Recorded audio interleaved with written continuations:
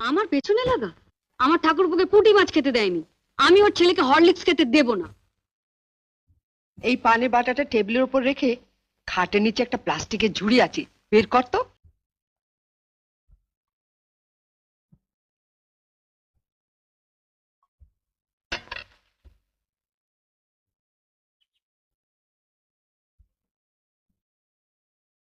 বস। জানিস, বাজার থেকে আপেল আনিয়েছি, শরীরটা এত দুর্বল লাগে। ওই হরলিক্সটা তুমিও খেতে পারো মা। হ্যাঁ, প্রত্যেকদিন রাত্রিরে 1 গ্লাস করে হরলিক্স করে খাবো। হ্যাঁ, আর বানাতে দেবে বৌদিটাকে। তবে একা খেও না মা, বাবাকে একটু দিও। হুম। বিয়ের পর তো বাবাকে কিছু খাওয়ালি না, তা এতই যখন খাওয়াবার শখ তখন বাজার থেকে একটু বিষ এনে দে। অসুস্থ নাতিটার মুখ থেকে কেড়ে নিয়ে আসা হরলিক্সটা তোর মাই খা। ঠিক আছে, তোমাকে আর খেতে হবে না। দেখ তো মিষ্টি কিনা।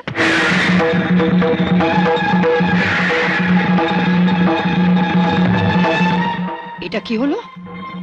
আপনি তো একটু আগে বড়দির ঘরে বলে এলেন মা, যার স্বামী যেমন রোজগার করবে তার ঘরে তেমন খাওয়া দাওয়া হবে। আপনার স্বামী তো মাত্র 150 টাকা পেনশন পায় মা। আপনার যদি এতই ফল খাবার শখ হয় মা, বাবাকে বলুন না রোজগার বাড়াতে। নয়তো এর পরেও যদি আপনার ফল খাওয়ার শখ হয়, তাহলে বাজার থেকে 20 পয়সা দিয়ে কুল কিংবা পানি ফল এনে খাবেন, কেমন?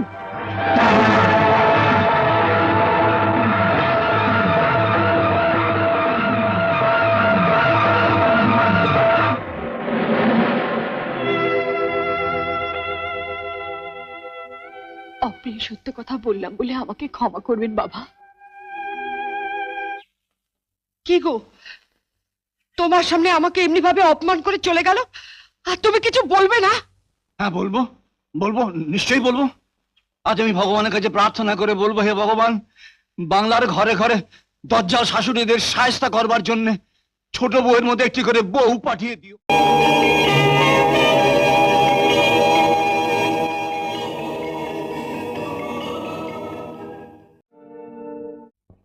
জানো বর্দি, তোমাকে দেখে না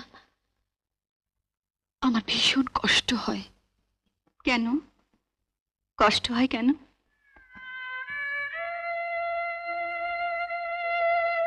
ভালো মানুষ পেয়ে বাড়ির সবাই তোমাকে ঝিয়ের মতো খাটায়, তোমারও তো সকালাত বলে কিছু থাকতে পারে না ছোট, আমি যেদিন এ বাড়ির বউ হয়ে এসেছি সেদিনই আমার সব শখ আহ্লাদ বিসর্জন দিয়েছি। তুমি দেখো না বর্দি, কিছুদিনের মধ্যে আমি এবারে ভোল পাল্টে দেবো, মার চিৎকারও বন্ধ করবো। বড় বউ, ও বড় বউ, দেখ মরলো নাকি সব?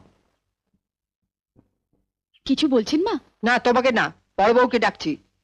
ও কোথায়? রাজুর খুব জ্বর হয়েছে মা, মাথায় জলপট্টি দিচ্ছে। বাড়ির কাজকর্ম ফেলে ছেলেকে নিয়ে পড়ে থাকলেই চলবে? সব কাজ তো আমি করছি মা, উনুন ধরাচ্ছি, এক্ষুনি চাপাবেন। আর তরকারি কাটা, রান্না করা?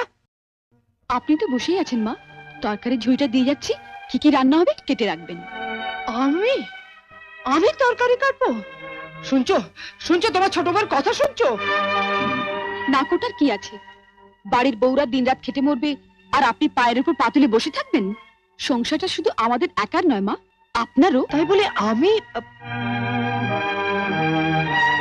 দিনরাত শুধু মুখ নাড়লেই হবে না মা, হাত পাও একটু নাড়ুন, নইলে কিন্তু বাতে ধরবে। শুনলে, শুনলে তোমার ছোট বউর কথা শুনলে? ধন্বন্তরী কবরেজের মতো তোমার বাতের চিকিৎসাটা করে গেল। ওহ, ও যদি আমার চোখের চিকিৎসাটা করতে পারতো।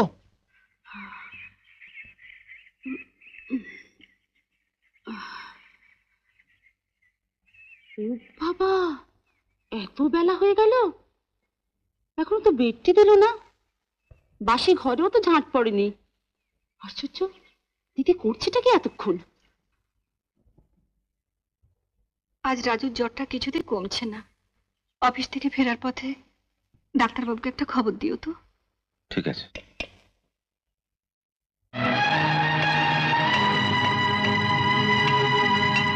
দিদি কোথায় দীপা?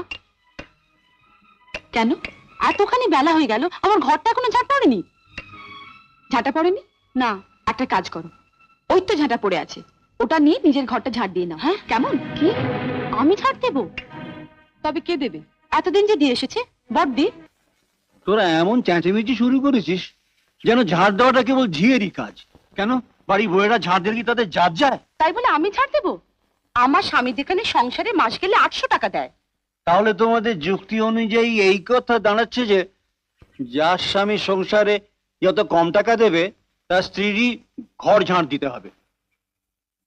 তাহলে তো তোমাদের শাশুড়ি ঘর ঝাড় দেওয়া উচিত। না না না, মা হচ্ছেন দেবী, মা কেন ছাড় দেবেন? তাহলে ঝাঁটাটা আমাকেই দাও। এই সংসারের জন্য তো অনেক করলাম, এটাই বাকি ছিল।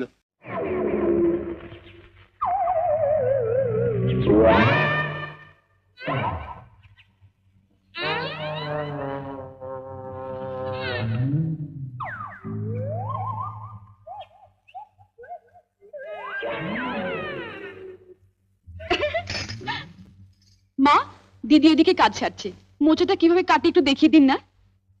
হা কপাল, এত বড় ধাড়ি মেয়ে হয়েছে এখনো মোচা কাটতে পারো না? হুঁ, তোমার মামি তাহলে একদিন কি শিখিয়েছেন তোমাকে?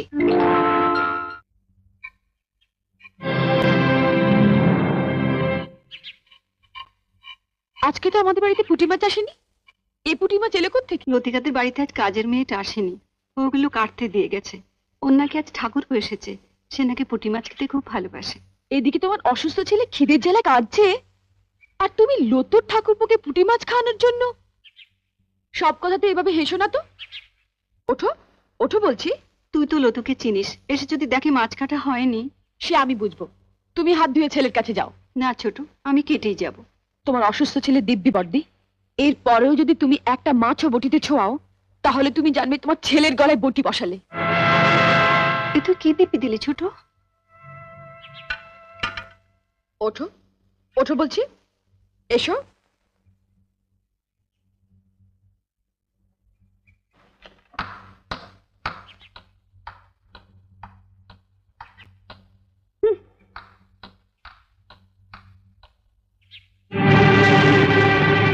বড় বৌদি, বড় বৌদি, ও বড় বৌদি।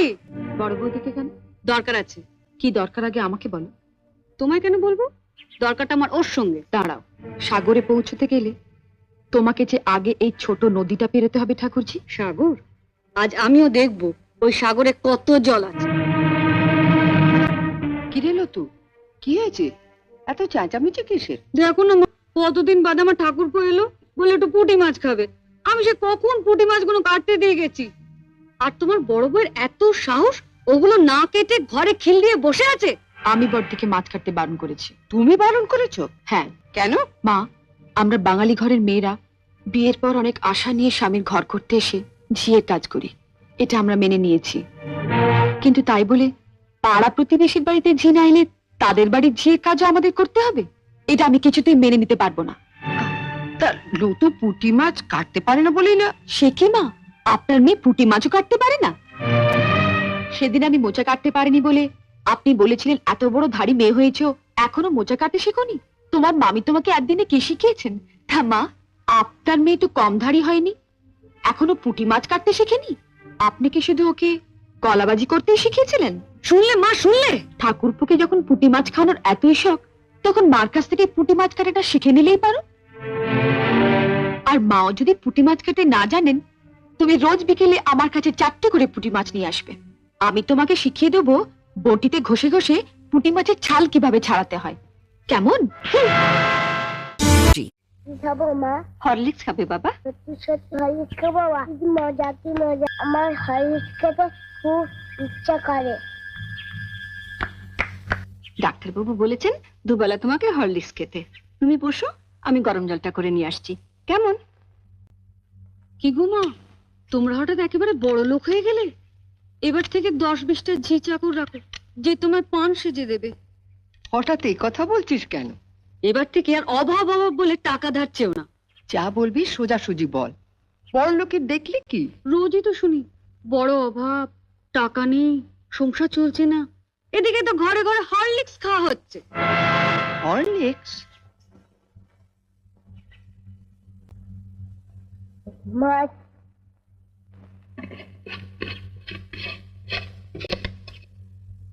মা, তো হরলিক্স দাও না, চেটে চেটে খাবো। দিচ্ছি বাবা।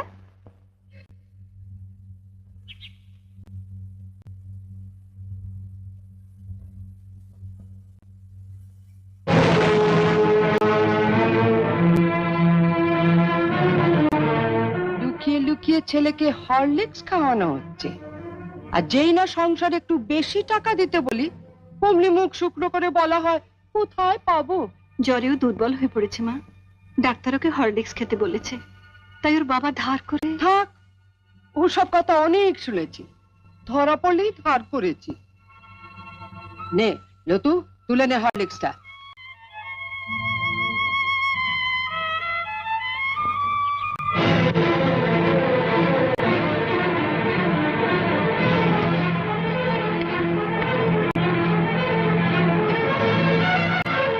শোনো বড় বউ, আমি আগেও বলেছি আবারও বলছি, যার স্বামী যেমন রোজগার করবে তার ঘরে তেমনি খাওয়া দাওয়া হবে।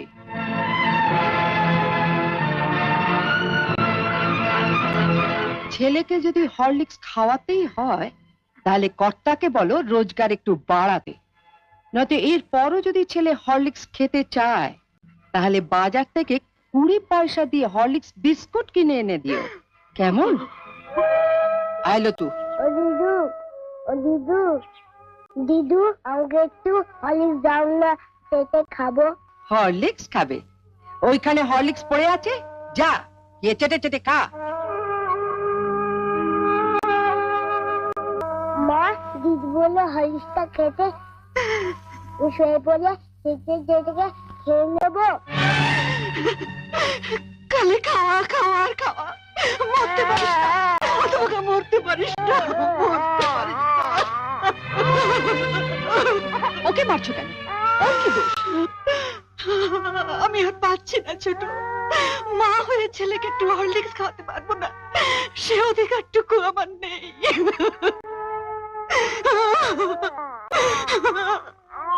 উনিও তো মা, ওনারও তো সন্তান আছে।